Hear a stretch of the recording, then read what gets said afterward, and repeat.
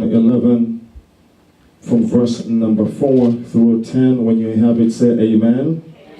When Jesus heard that, he said, this sickness is not unto death, but for the glory of God, that the Son of God might be glorified thereby. Now Jesus loved Martha and her sister and Lazarus. And when he had heard, therefore, that he was sick, he abode 2 days still in the place where he was. Verse number 7, then after that saith he unto his disciples, let us go into Judea again. His disciples say unto him, Master, the Jews of late sought to stone thee, and goest thou thither again? Verse number 9, everybody.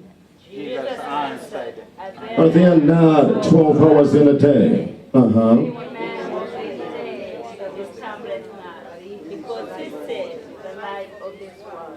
But if a man walk in the night, he stumbleth, because there is no light in him. We shall go also to verse number 38 through 34, 38 through 44, 38 through 44 of the same chapter.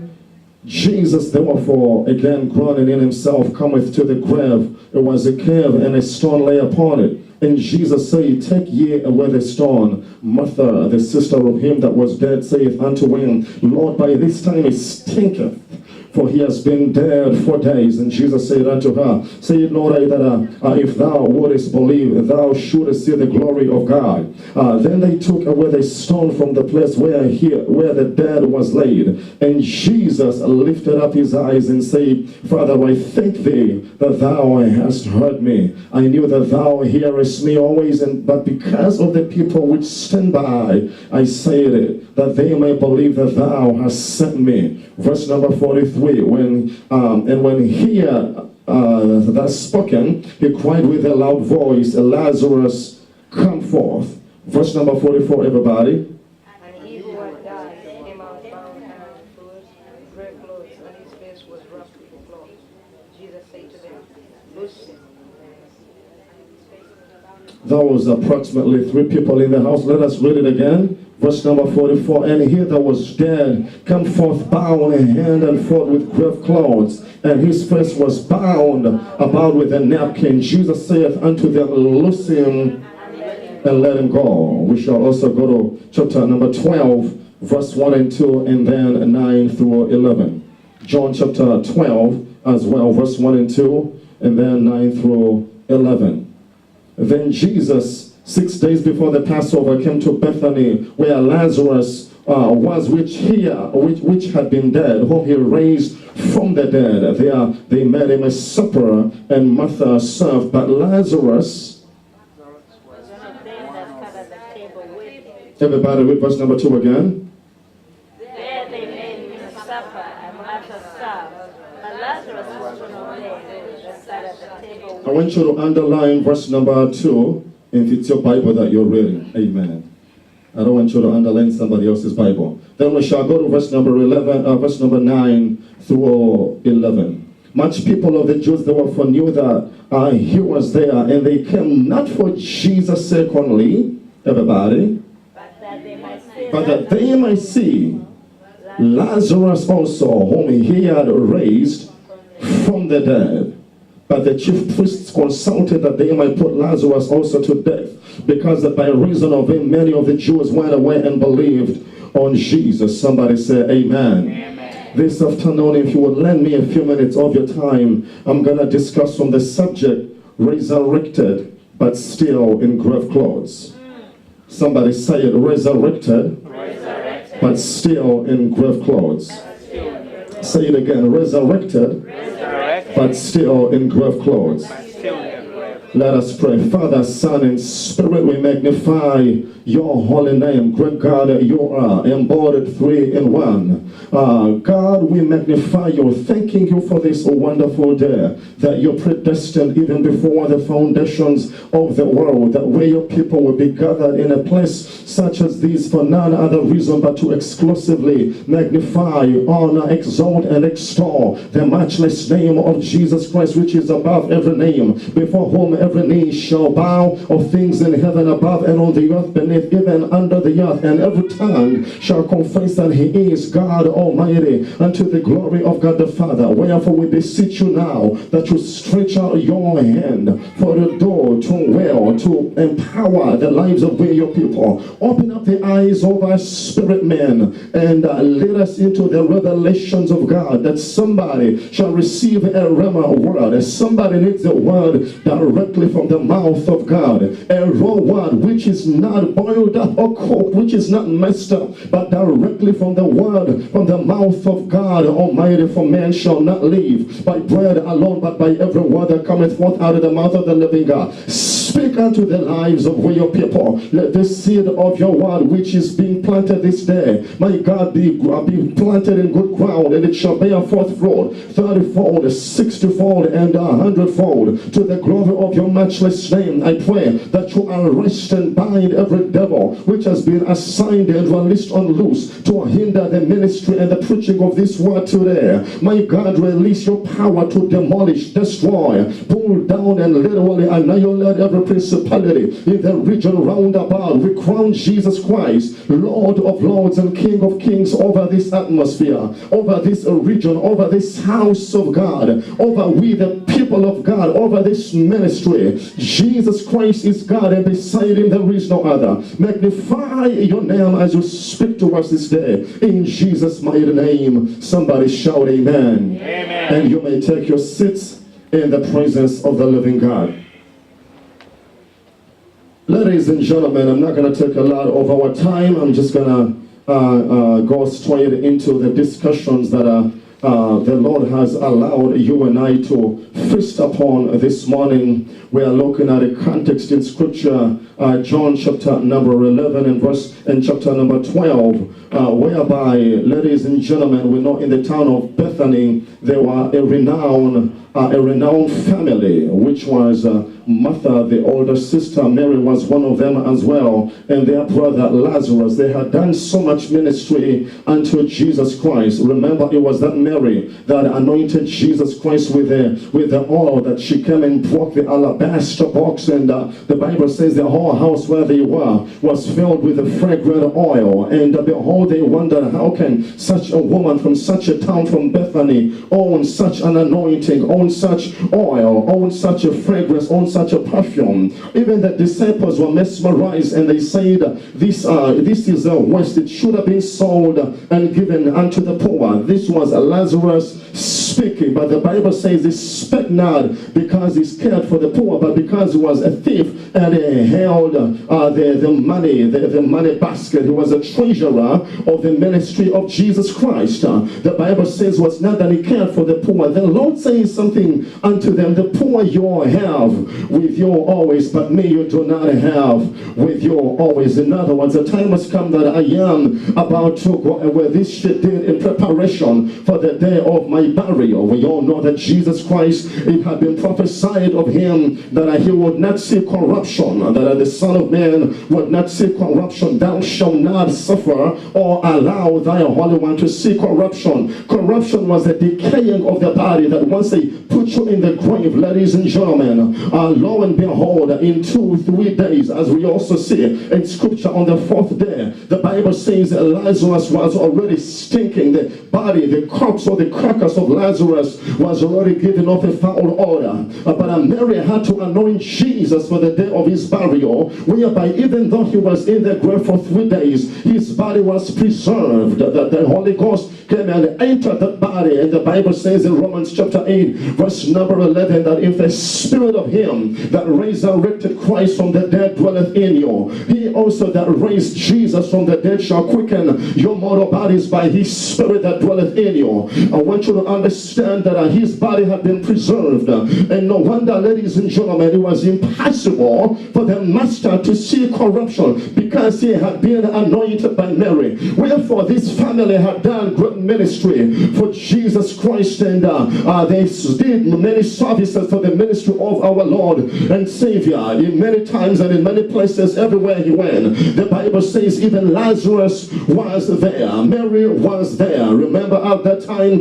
when Jesus was teaching in one place, and the Bible says Martha was busy in the kitchen, and she was serving and making tea and mandazi and nyama choma and sumbusa, hallelujah, and Martha was so concerned with the things that really don't really matter unto the kingdom of God. Yet it is time for the word. The Bible says she whined unto Jesus, saying, Master, carest thou not that my sister is simply sitting while I am busy in the kitchen and I'm serving at the tables, yet you're teaching the word. The Bible says that Mary has chosen that good thing, which is to sit down at the master's feet. Ladies and gentlemen, then the Bible says that that thing which she has chosen shall not be taken away from her. You've chosen a good thing to come off of your jobs this morning and this afternoon, to come into the house of God, to listen to these wondrous words of life. This thing wherefore shall not be taken away from you. Somebody say amen. Amen. Come on, somebody say amen. Amen. I'm going somewhere with this message. Ladies and gentlemen,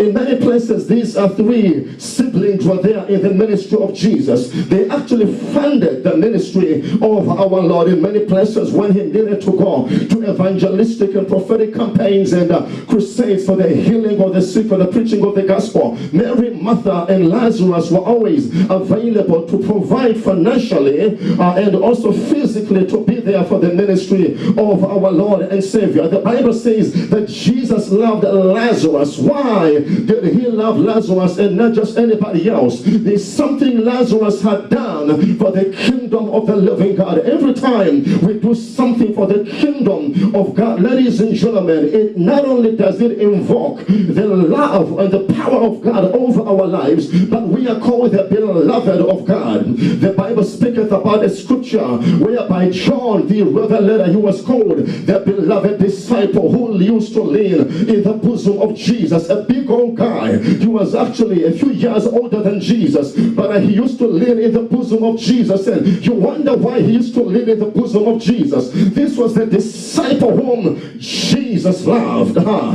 don't know if I got some Christians here whom Jesus loved, that he honors your labor, he honors your work, he honors your service in the kingdom, he honors what you're doing. That's why I was saying, be not weary in doing good, for in due season thou shalt reap if you faint not. There are people you have labored, and guess what? Man may not pay attention to what you're doing. The pastor may not even recognize that which you're doing, but there is a God. Ladies and gentlemen, his eye sees everywhere. In Luganda we call him Lisodene. That means he's the big eye. Amen. He has a big eye. He sees everywhere. Even though Elder Katumba may not pay attention to what I do. Hallelujah. My reward cometh not from a man. My reward cometh from God. Somebody shout amen. The disciple whom Jesus loved. Hallelujah. Wherefore, the Bible says Jesus loved Martha and Mary and their brother Lazarus. Why? There's something these guys did for the ministry of Jesus. What are you doing for the kingdom of God that God can brag about you? That God can say, I love him or I love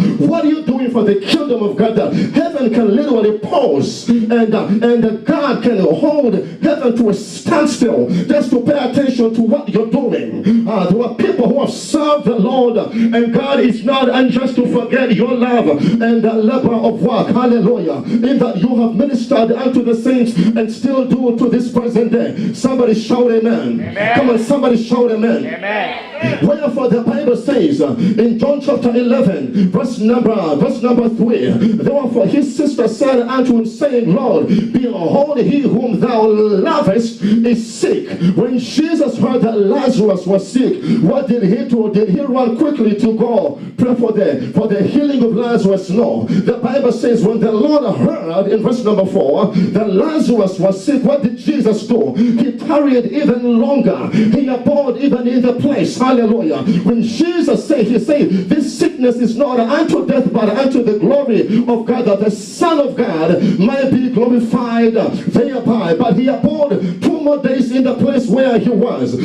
Somebody shout amen. Come on, somebody shout amen.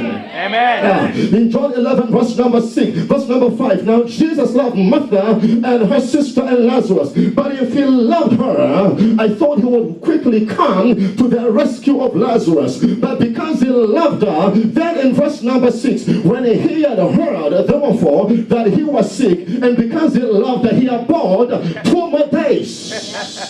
Because God loves you, he just doesn't want to give you everything you pray for right now. Because the Lord loves you, he's not just going to give you a husband who is going to kill you in the middle of the house. Hallelujah. Because God loves you, he's not going to give you an airplane right now, which is going to kill your mind. You're stressed out. You go to bed with one eye open because you can't pay your bills. There's some things God withholds just because he loves us. Hallelujah. That in due season he shall release him. You didn't get what I said. Somebody shout amen. Somebody shout amen. Somebody shout amen. And because I know he loves me, I know there are some things I don't have right now. Because if he didn't love me, everything I'll pray for, I'll get instantaneously. But because God loves me, he demonstrates his love by withholding some things from my house, by withholding some things from my hands.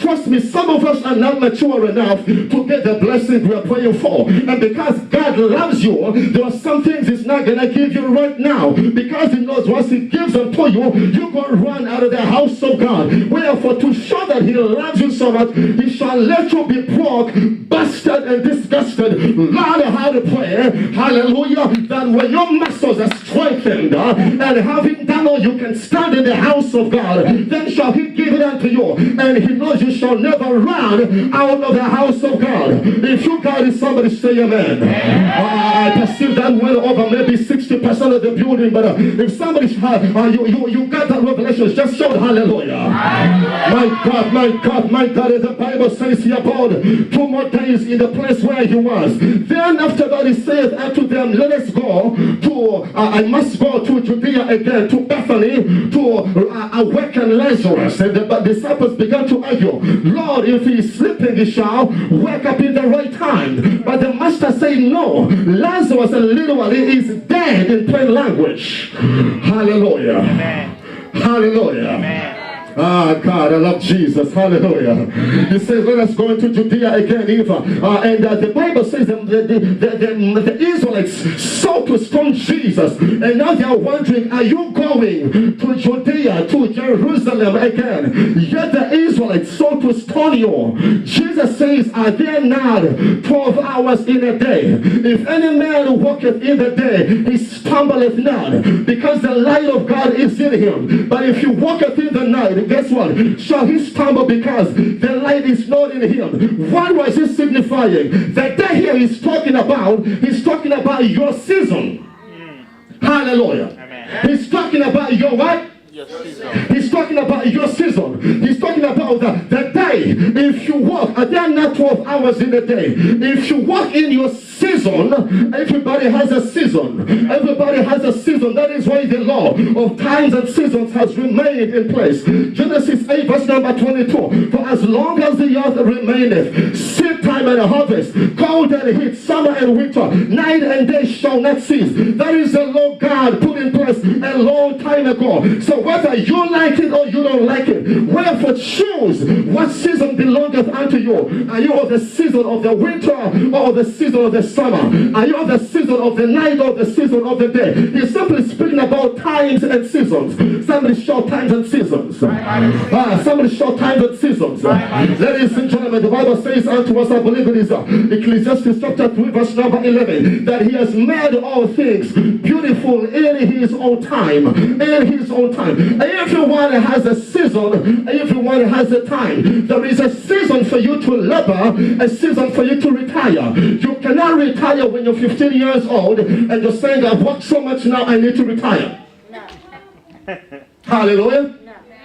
Hallelujah. Amen. Like some of you want to retire already, or for you just because you've been doing hypocrisy and you feel like you're so tired. Hallelujah. But it is not time to retire yet. Hallelujah. Somebody Somebody say amen. There is a time for everything. There is a season for everything. The Lord says, are there now 12 hours in a day? That means if I walk in my season, nobody can touch me. Nobody can kill me. Nobody can shut me out because I am in my season. Rivers of life, this is your season. No, you didn't get what I said. I said rivers of life. Everyone here under the sound of my voice, this is your season. Your season for increase. Your season to prosper.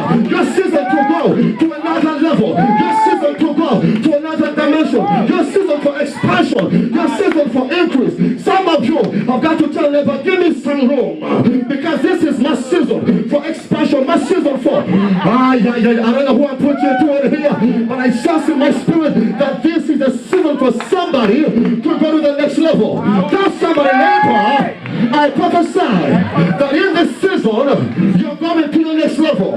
Because this is your season. Somebody shout hallelujah. Come on, somebody shout hallelujah.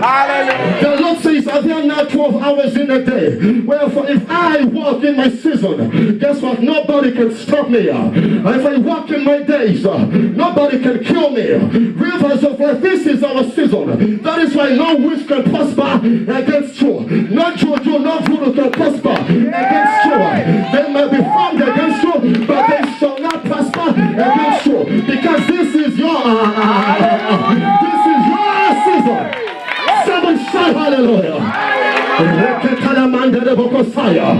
when I'm walking in my season, ladies and gentlemen, heaven has to be realigned. The gates of heaven are realigned. The mouth of God is realigned. The blessing of God is realigned. Angels of God are already aligned to match with me. Why? Because I am in my season. Heaven matches with you where you are in your season. Amen.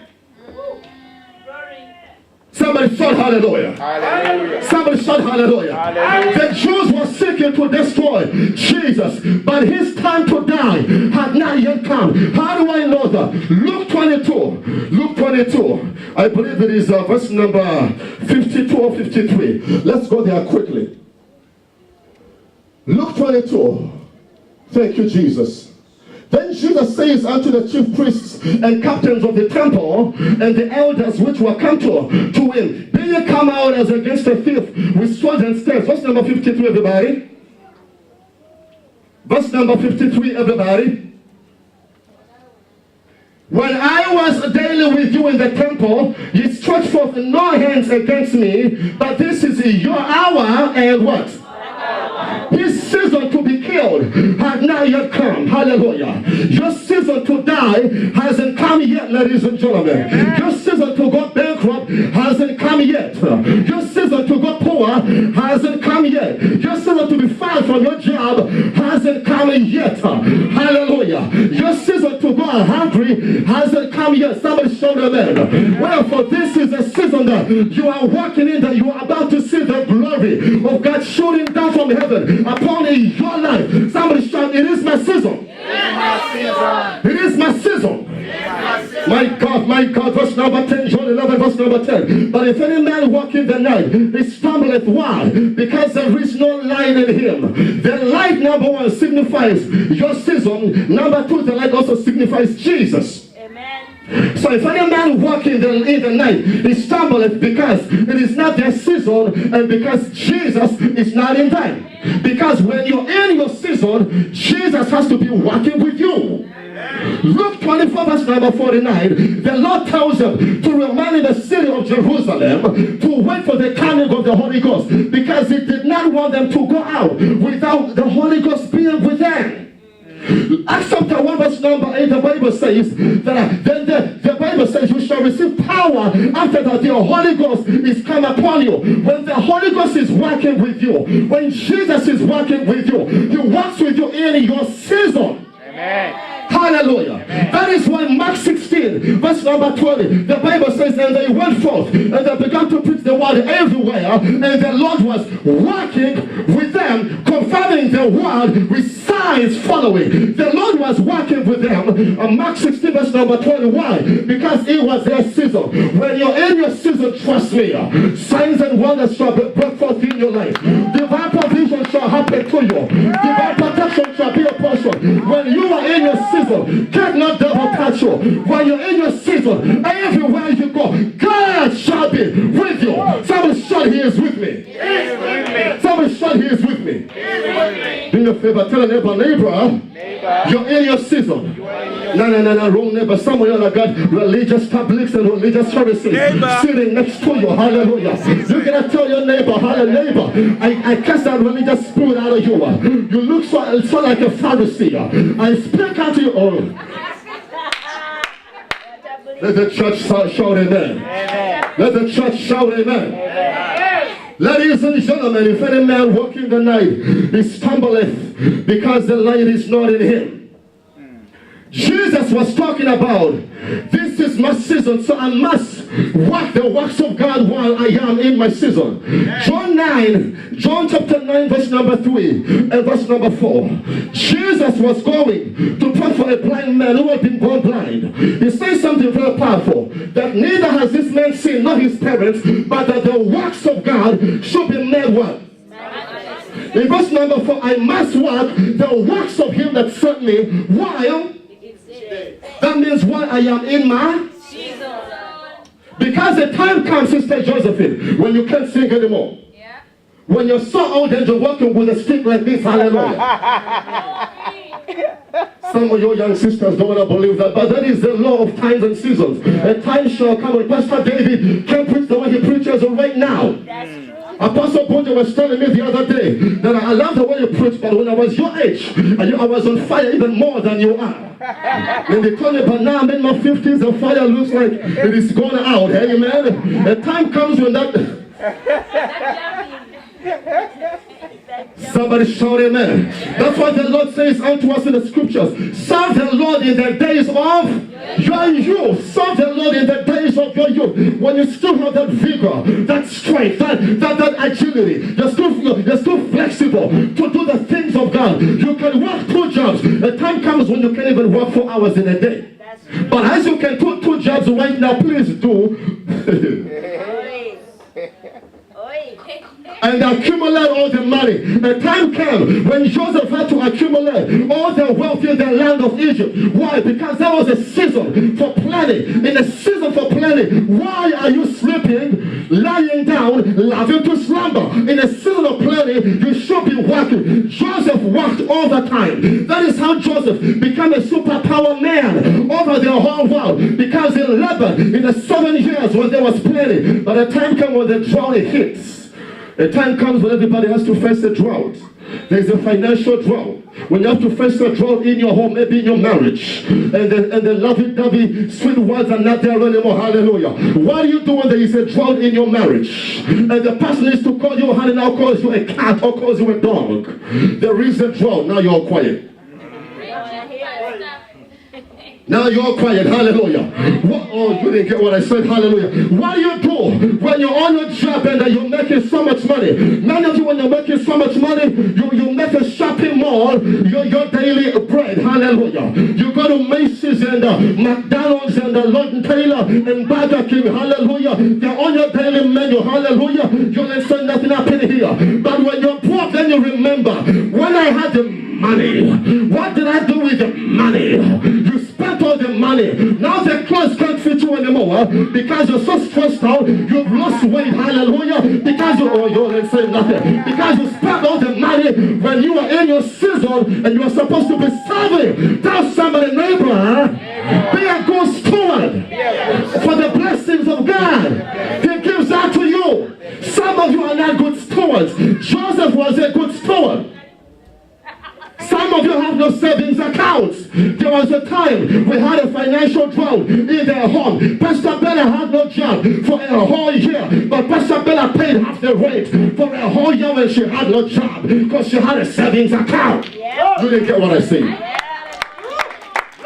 I was in school in those days and I was working in school. I'm a pastor and I have a job and I have to go to school all day, go to work all night. I'm in full-time ministry as well. But she had no job. And we had our baby Jonathan for a whole year. She sat at home while she's paying half the rent and paying the other half. She's a good steward for the blessings of God. Now, many of you, you survive from paycheck to paycheck. paycheck, what happens? Right. Who am I preaching to in here? When you lose one season of your paycheck, then you remember all the McDonald's, Burger Kings that you bought. You ain't saying nothing, hallelujah. And you remember everything that you spent the money on and they can't help you anymore. I'm still provoked by that season. I still wonder, how did she do it? You have no idea, but this woman had $50,000 sitting on her account. And I'm like, God, who does that? And my account is in a negative balance, but she has 50.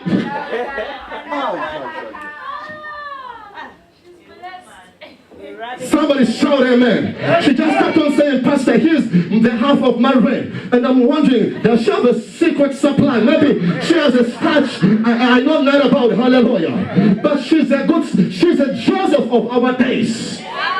We need Joseph of our days. Hallelujah. Some of us are busy spending every penny we get.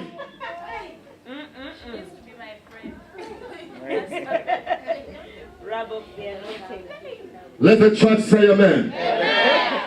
Wherefore, in the season of plenty, what do you do, somebody? In the season when all is well with you, what do you do? In the season when you can still labor, in the season when you still have strength, in the season when you can still sing with your youthful vigor, what can you do? In the season, there were times when I was a youth, trust me, the youth ministry, I was the most vigilant youth. I was everywhere. I was in the choir, I was in the dance groups, I was in the prayer team, I was on the everywhere. I was there. Talk about ministry, I was there because I served God in the days of my youth.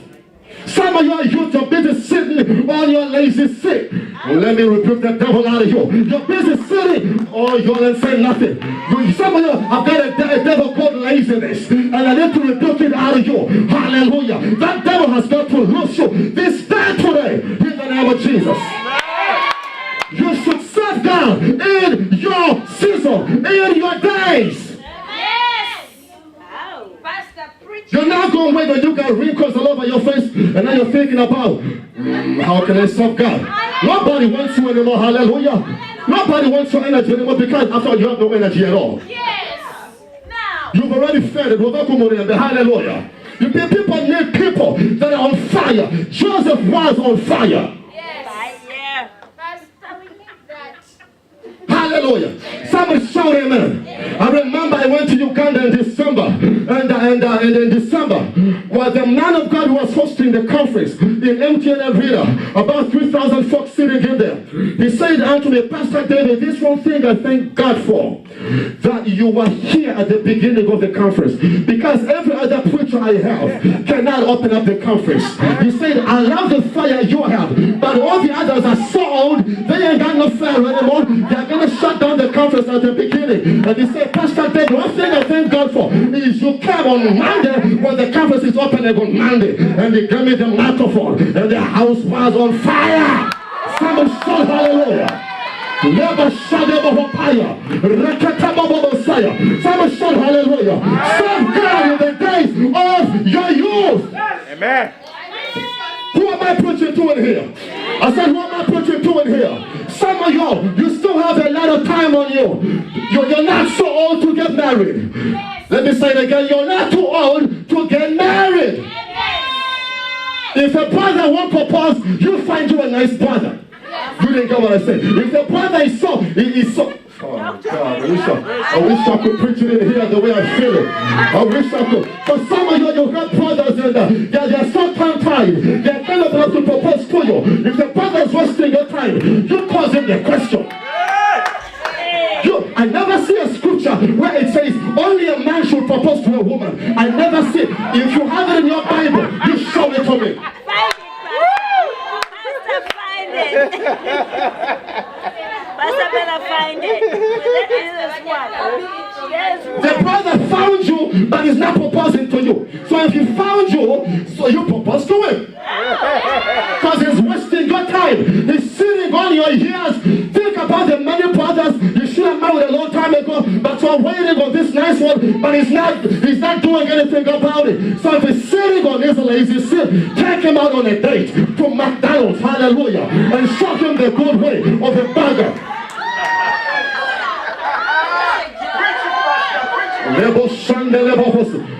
I wish I could preach to real.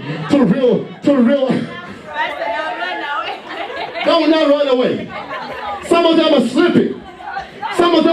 The Bible says, 1 Thessalonians chapter 5, verse number 8. Let us read it together. 1 Thessalonians 5, verse number 8. The Bible says, we are not of the night, we are children of the day. Do you have somebody of the monitors? Would you please preach with me? Hallelujah.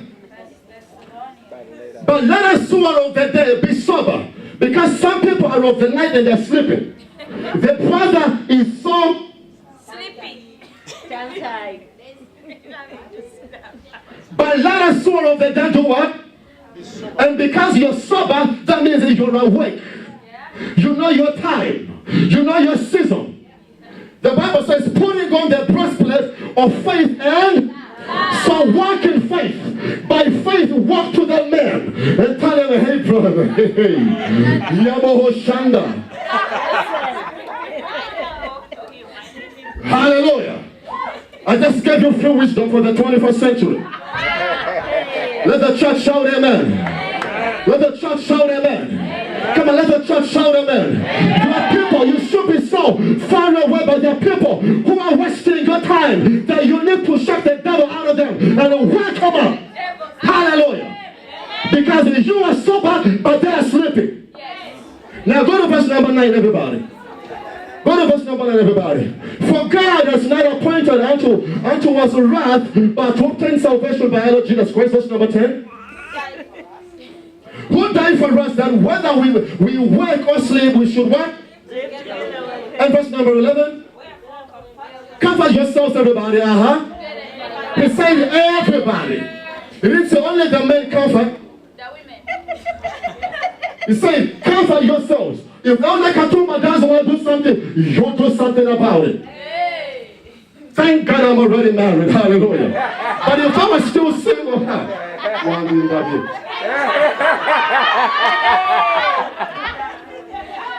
God's a good God.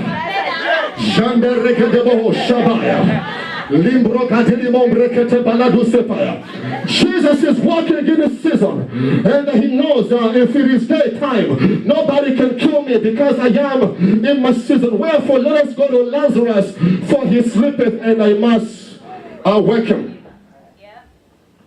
He sleepeth, and I must do what? There are things which have died, but we have allowed to go to the grave and never come back to life. Lazarus is in the grave, but his time to die had not yet come. There are jobs you have lost, opportunities you have lost, blessings you have lost, and many of you say, maybe it was never the will of God.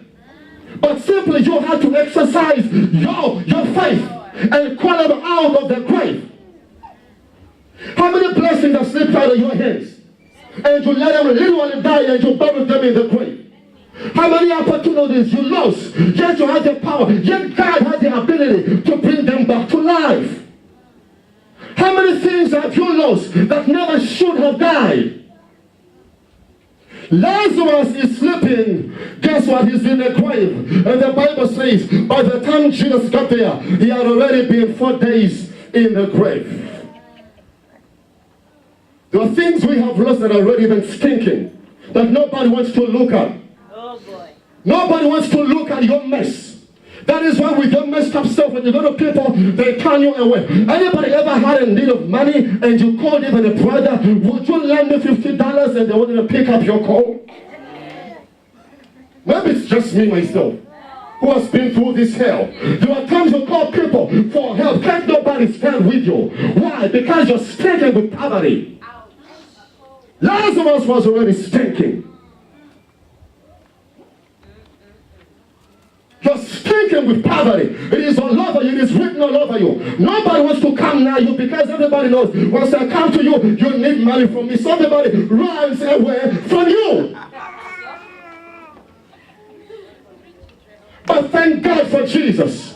These are the situations he specializes in. He specializes in the people who have been rejected, pushed about. Everybody, he does specialize in things that people have turned away, that can't nobody look to. There was a time when nobody could help me. My God comes through for me. There was a time could nobody help me. My God, who myself continually. That's why David says, I've been young and now I'm old. I've never seen the righteous forsaken, nor his seed begging for bread. You want to give me bread? God has a cat on 1,000 hills. He can give me all the bread I want. Yeah. Someone shout hallelujah. Someone shout hallelujah. Lazarus is in the grave. Even the sisters told the Lord, Lord, Martha says, I know he shall resurrect on the day, in the last day. The Lord says, I am the resurrection and the life. If you believe in me, you shall not die. But even though you die, even though all hope is gone, as long as you still got Jesus, even though you've lost a job, as long as you still got Jesus, even though the ministry people have forsaken you, but you still got the Lord who called you by name. Hallelujah. Even though can't nobody hire you because you ain't got no purpose, you got Jesus. Somebody shout hallelujah.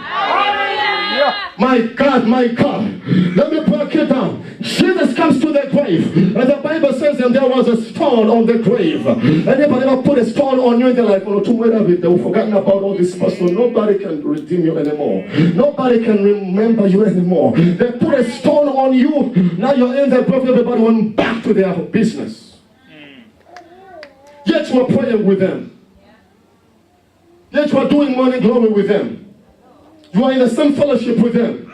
But when a hell hits your house, it's amazing how people can put a stone on you and they shut you out of their lives. It's amazing how the whole world can turn you away. Think about Samuel comes to the house of David, to the house of Jesse, and the Bible says God, he called for all the sons of Jesse. Even the father forgot that David was dead. Hallelujah. How can the daddy forget about his own sons? He called everybody else, but David was left in the wilderness. After all, he's a shepherd. He's taking care of sheep. God have mercy. When the time comes and David is writing Psalm 27, verse number 10, he has a reason why he is writing that scripture. He has a reason why he said, though my father and mother forsake me, then the Lord shall take me up. There is a reason why these scriptures are in the Bible. There is a reason why. He just never woke up out of the morning and said, now let me write Psalm 27. There is a reason. This was a real life experience. The father forsook him. Think about a daddy pays tuition for everybody else but you. Clothes everybody else but you. Feeds everybody else but you. Your own daddy. Hallelujah. But don't you be mad at your daddy. Don't you be mad at your mama. There's a reason why God allowed you to go through this. It was through the training of the wilderness of rejection that God found David, a man after God's own heart. Were it not for the mess you were going through, God would never have found you. But he allowed you to go through the mess you went through because he was trying to put an anointing on you. Let me break it down. Kings are not made in the palace. Queens are not made in the palace. Kings and queens are made in the wilderness. When everybody has turned their back on you, rejection has surrounded you, poverty has surrounded you, wretchedness and misery has surrounded you, and then the Lord says, now, since you're messed up, can nobody take you up? I shall take you in, because I'm still God. I am the God of all flesh. Is there anything too hard for me? God can patch you back up, God can fix you and put you back on the market. I don't care what you've been through, I don't care how messed up you are. He is a God who is able to reconcile your messed up history, put you back together, and put you back on the market as a certified pre-owned vehicle. Hallelujah! Somebody shout hallelujah! That's why personally I never buy brand new cars. That's why personally I never buy brand new cars. I love things that people have turned away and they wait for something better. but God saw value in me. Because when I was in the gutters of rejection and could nobody pick me up, as I was passing by the gutters, he found trash in the dumpster and he said, I see value in this trash. Let me take the trash, put it back in my house. Let me fix the trash back up and dress the trash in a suit and give the trash a microphone and give the trash a voice. Make a papaya. Don't say nothing. Some of us were trash in the dumpster. Maybe some of you are so holy, but some of us were trash in the gutters. That's where God found us. That's why the Holy Ghost found us in the dumpster of rejection. When the whole world had turned us away, when the system had turned us away, that's where God found David. When the whole system had rejected him, and God said, since everybody has rejected you, I see value in this trash. I see value in this trash. I said, I see value in this trash. I said, I see value in this trash. I said, I see value in this trash. I don't care what dumpster you are in. God sees value in you. Tell somebody, neighbor, there's still value in you. I said, tell somebody, neighbor, there's still value in you.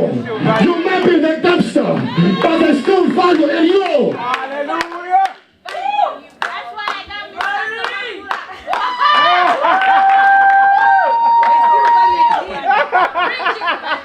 She's preaching with me. Jande Jobo Hosaya. See, God is looking for people who are rejected by the whole world. If I can break it down for you in history, Moses had killed a man. He was a desperado. He was on the run for his own life. When Pharaoh was looking for him, a whole nation of Egypt is looking for Pharaoh. His own brethren are telling him, who made you a judge and a ruler over us? Moses ran there for his life. That's where God found him, in the depths of Mount Sinai. My God, that's where the Lord found him. Let me break it down for you. People like me, that's where God found me.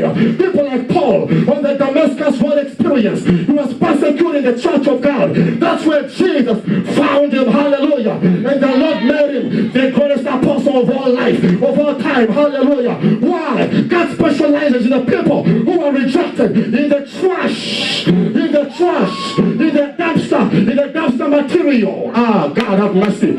Anybody owns the home here? And what happens is, usually there is a devil in the truck when the dumpster truck comes to pick up all the trash.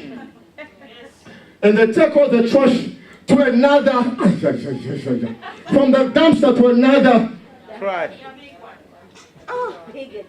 Hallelujah. Now, to some of us who are still renting, what happens is, amen, what happens is, you get your trash, and then you take it out to the dumpster, and you put it maybe by the corner of the apartment building. And what happens, maybe on a designated day, then the trash guys will come with their big old trucks, hallelujah, because they're taking out this trash that everybody has rejected. What they do, by the way, some of them go in the body, but there's some trash that they recycle. They recycle. Some of you, the sodas you drink and the waters you drink, hallelujah, are from recycled bottles and cans, hallelujah. You didn't get what I said. That means that even the manufacturer could still see value in something you threw away. And it's like, I still see value in this thing. Let me bring it back. I can only put it back in the factory. Maybe do a little something upon it, amen, and then put it back on the market. And then you go, you buy the product, but you forget about the vessel. Now you're listening to the word, but you forget about the vessel who God is using. Hallelujah. You didn't get what I say.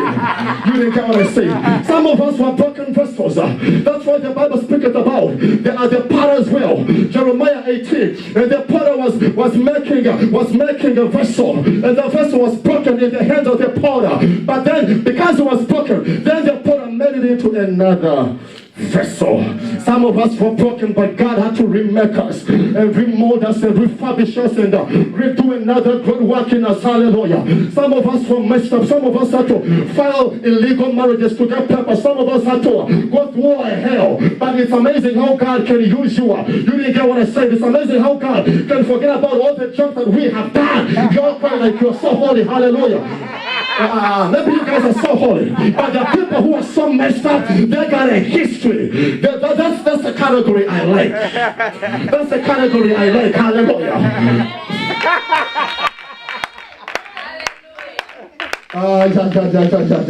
Yeah. Now, maybe you guys are sorry. Maybe someone never had to go through that. Maybe you come with your... Lord have mercy. Can I preach this word? Now, maybe you had to file for asylum and refugee, but even you had to fabricate lies to get your papers. Hallelujah. But it's amazing how God forgets about all the lies and all the junk that we all did. Amen. And God can use you. God doesn't care how you married, as long as you married. As long as you married, into the house of God, Lobo Sunday, and now you got the right apparel. As long as you got the right apparel, that's why there is. No, let me not go into that. But let me just not go into that. That's for another day. The Bible says then Lazarus was in the grave. Then Jesus comes to the grave, and the Lord has to command them take the stone away. When they took the stone away, guess what happens? He calls Lazarus, says, Lazarus, come forth. The Bible says Lazarus comes forth, but he was bound hand and foot. John 11:44. He was bound hand and foot, and he had a napkin bound about his face. Hallelujah. Amen. Let me break it down. And he that was dead come forth bound, everybody, hand and foot, with grave clothes. His face was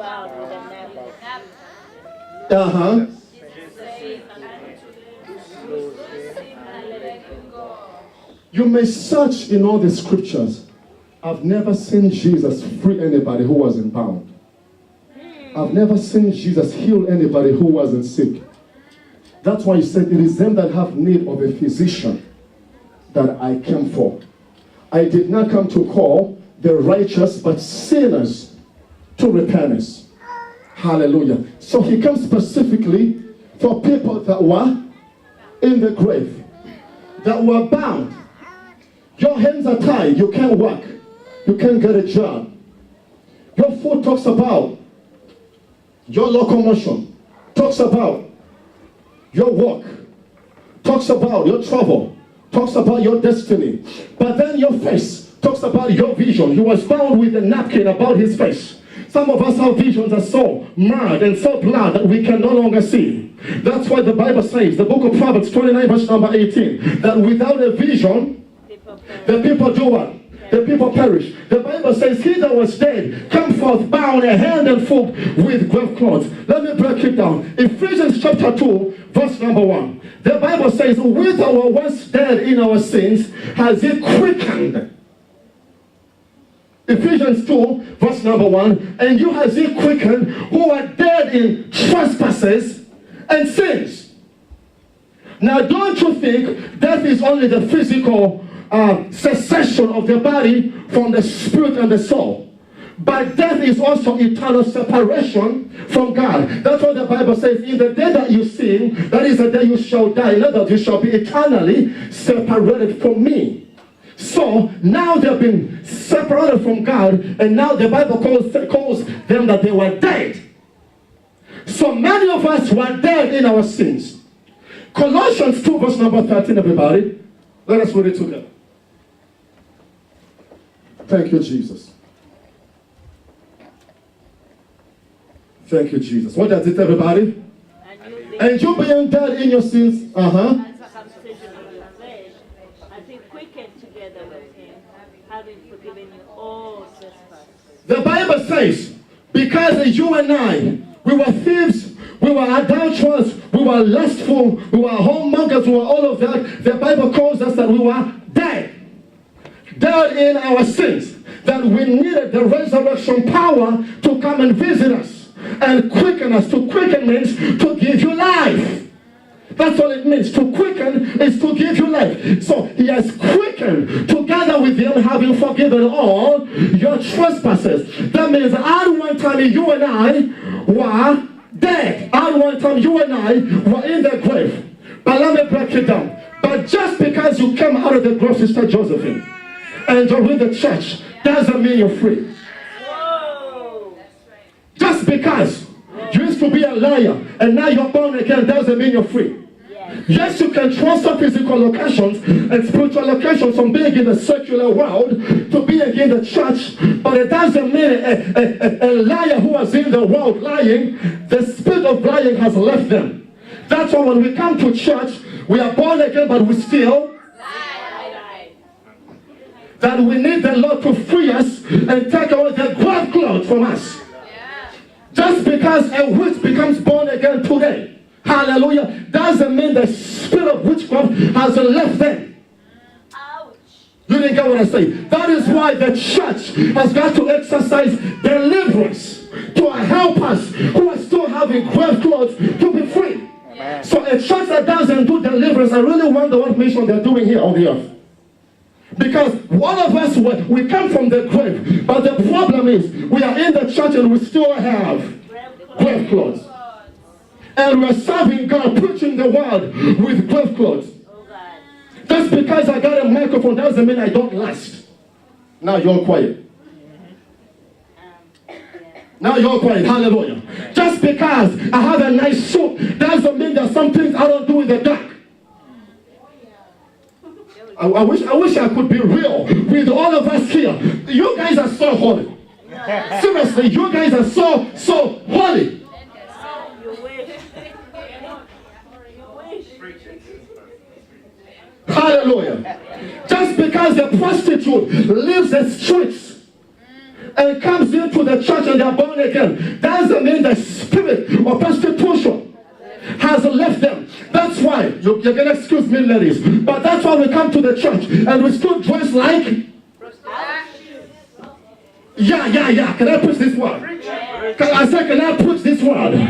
You understand nothing? That is why we are still lustful, because the grave clothes are still on us. We need deliverance. That is why the Lord sent people like you and I to come and extend the ministry of the Lord Jesus Christ, to do deliverance to the church. People are spirit filled. They can talk in tongues, but they got grave clothes still sitting on their lives. Just because Majimoto has become born again doesn't mean that's why they come into the church and they use divination to see the spirit. And you said that says the Lord, but it is the wrong source. I wish I could preach it. Somebody shall Lord deliver me. Somebody shall Lord deliver me.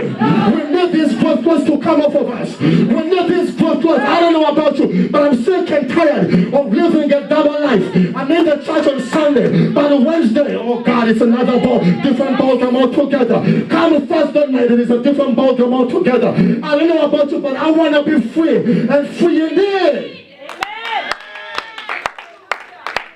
It's amazing how you will be mesmerized, how the Lord shall come, and all of us can be left behind. And you wonder if the rapture was to take place right now. Oh, God have mercy. Maybe my baby here can go. Maybe another baby. Maybe the little ones can go. But you'll be surprised how the preacher, he's been talking about the rapture. But the rapture takes place and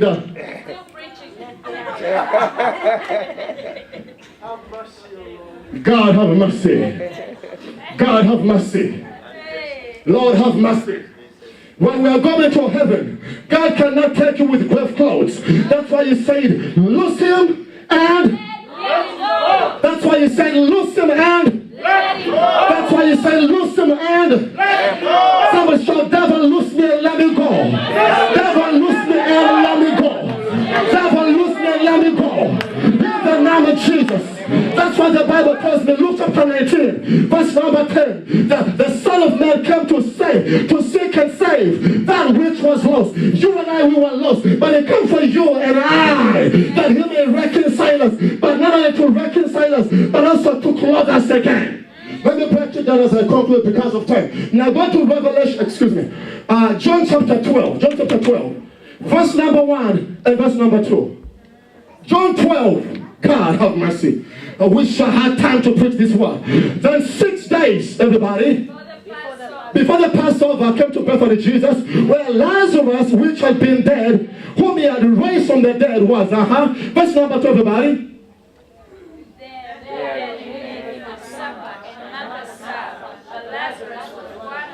It's amazing. Jesus is sitting at the table the Master, the King of Kings, the Lord of all glory. But the guy who was in the grave, because he's free, he's sitting with Jesus. The guy who was dead, everybody had forgotten about him. They put a stone on his grave, saying, you shall never rise up again. There is nothing in you. We see no value in you. But he's now sitting on the supper with Jesus. And the Bible says that the Pharisees were filled with madness. They were filled with madness. How can a liar like me, a whoremonger like me, a cheater like me, an adulterous man like me, a witch like me, hallelujah, how can Jesus sit me on the table with how can he sit me on the table with him? How can Jesus, the righteous holy God, who can hold the sun in the palm of his hand and squeeze it right out of the sun, who is so holy that when you come so close unto him, his light can simply kill you, but I'm sitting on the table with Jesus. That means I'm free. That means the grave clothes have been taken off of me. I am no longer bound. I've been redeemed by the blood of the Lamb. I don't know who I'm preaching to it here, but I sense God is about to put somebody on the table in the high place. On the table in the high place. He's about to take you to the high tables where nobody expected you to be. That's why they shall find you. They left you in the grave. When they come back 6 days later, when they come back 6 days later, they now prophesy. They left you in the grave. They put a stone over you. They shut you in the grave. Worms have been chewing you. Everybody left you. Everybody forsook you. They said you'll never get purpose in America. You'll never become anything. But they found you 6 days later at the table with Jesus. You're going to be surprised how people are going to find you holding the microphone. You're preaching. You're singing, you're doing the work of God, you're on the camera, but maybe 2 years ago, you were so messed up, you were so rejected, you were so banged up, but now you're new again. Somebody shout I'm renewed. Somebody shout I'm renewed. Somebody shout I'm renewed. My God, who am I preaching to in here? Who am I preaching to in here? Do me a favor, tell 7 people in the house. Tell 7 people in the house, neighbor, I prophesy over you. Every devil holding you captive, let it loose you. I command you, be set free. Be set free. Every devil loose and let it go. I say, tell 7 people. That means stand up out of your seat. Don't be like a public. Hallelujah. Stand up out of your seat. You don't say nothing. Tell your neighbor, be free. Walk in liberty. Whom the sun sets free is free indeed. Jabashanda. Jabababa Zepaya. Lembre Kepalabayabaya. Manda Bohosaya. My God, my God. And I love what the Bible says. I love what the Bible says. John 12, verse number 9, 10, and 11. Everybody. As I get out of your way. John 12, verse number 9. Everybody, what does it say? As it's still standing. What does it, everybody?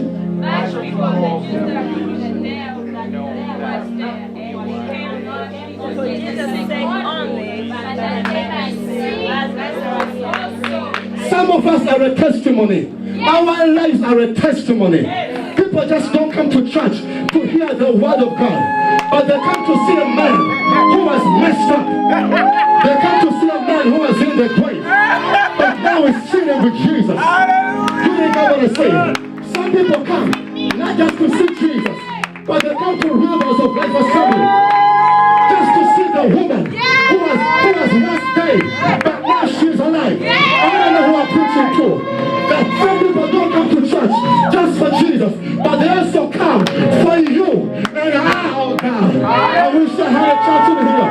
Some people don't come here just for Jesus. There are people who come because they come because of you. God can make a testimony out of you. God can make a testimony out of you. I said God can make a testimony out of you. There are people who are coming just because of you. Amen. Not even for Jesus, but because of you.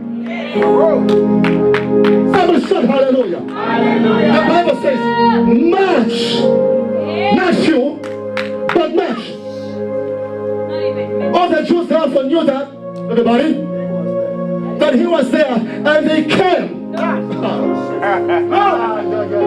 Hallelujah. And they came. Not for Jesus only. But you think you're telling me that Woody Kunova can hold a microphone and preach?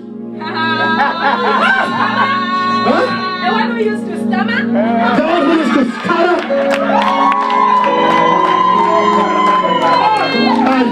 Looking straight in the face? Yeah, tell him, come on, tell him. Pastor, preach it. Come on, Pastor, preach it.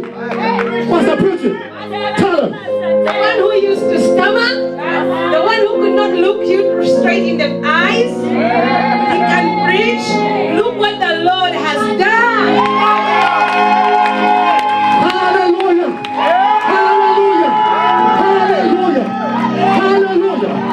I don't know about you, but I know there are some people who come, not for the glory, not for the miracles, but to see the guy who was a liar. Can I prophesy? Jesus. No. Some of you are not ready for this. Some of you are not ready for this. It's amazing how the people you used to sleep with in the world can say, let me just go to make sure. Let me just go to make sure. They don't come for Jesus, but they come to see the woman they used to sleep with. Oh God. And then when you touch a microphone, and they're like, okay, God, I surrender. And when I surrender, see, that's the power of the testimony. And they overcome it by the blood of the Lamb of God, and by the word of their testimony. And they lift up their lives up to the death. I said they overcome it by the blood of the Lamb, and by the word. You have a testimony. Somebody shout, I am a testimony. Somebody shout, I am a testimony. Somebody shout, I am a testimony. And let me say this prophetically. I see multitudes coming. Not because the church is anointed.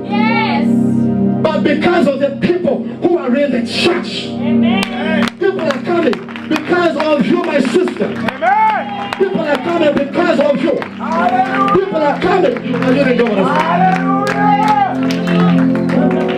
People are coming Because of me. Hallelujah. Somebody should say, Lord Jesus. Lord Jesus. Every grave cloth on me. Take it off from me this day. Take it off from me this day. Now listen to this, everybody. There is a role Jesus does in your life. And there is a role the pastor does in your life. And there is a role you do in your life. Jesus called Lazarus from the grave. But he told them, loose him. Let him go. He did not lose him. That's why the Lord gave us the power. Jesus gave you and I the power. Overall unclean spirits. Overall the power of the devil. So he said, loose him, let him go. That is your job and I. To set the captives free. To liberate them which are bound. Because the Lord gave us the power. It is his job to show them salvation. But our job to make sure they go through deliverance. Amen. So if the people are not delivered, the Lord shall blame the pastor, the church, and the people themselves. Hallelujah. So say in the name of Jesus. In the name